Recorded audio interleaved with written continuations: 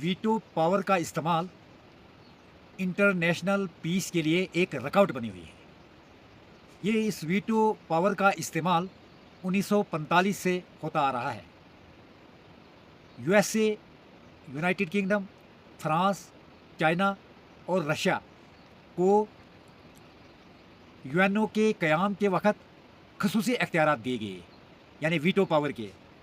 इनको ये इख्तियारात इसलिए दिए गए क्योंकि ये पांचों ममालिक ताकतवर थे और इन्होंने वर्ल्ड वार सेकंड जीती हुई थी।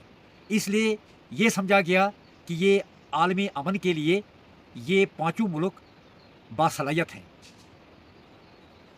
जब भी सिक्योरिटी काउंसिल कोई अमन या इंसाफ के हक़ में फ़ैसला करना चाहे तो इन पांच ममालिक में से अगर कोई एक मुल्क ये समझता है कि ये करारदाद उसके मुल्क के मुफादात के ख़िलाफ़ है, तो वो अपने एक वोट के ज़रिए इस करारदाद को रोक देता है, चाहे लाखों इंसान मुतासर हों या किसी नेशन पर जुल्म ढाया जा रहा हो। 1945 से अब तक 200 बार वीटो का इस्तेमाल किया गया है।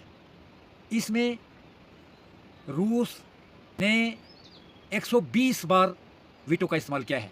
अमेरिका का नंबर दूसरा है। इसमें मसाइल चाहे वियतनाम की जंग थी या हिंद पाक के मसाइल थे, यमन के मसाइल थे, फ़लस्तीन के मसाइल थे, तो इन मसाइल में वीटो का इस्तेमाल किया गया।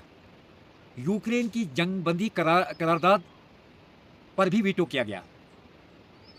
हालिया दिनों में गज़ा की जंग में अमेरिका ने जंग बंदी करारदाद का वीटो किया था।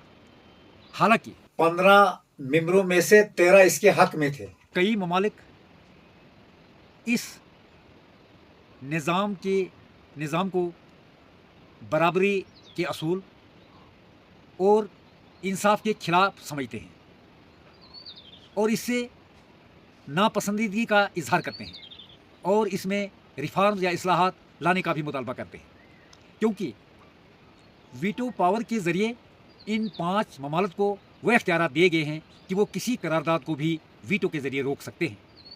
तो इसका नतीजा क्या होगा? इसका नतीजा ये है कि इंटरनेशनल पीस को कायम करने के लिए मुश्किलात पेश आ सकती है।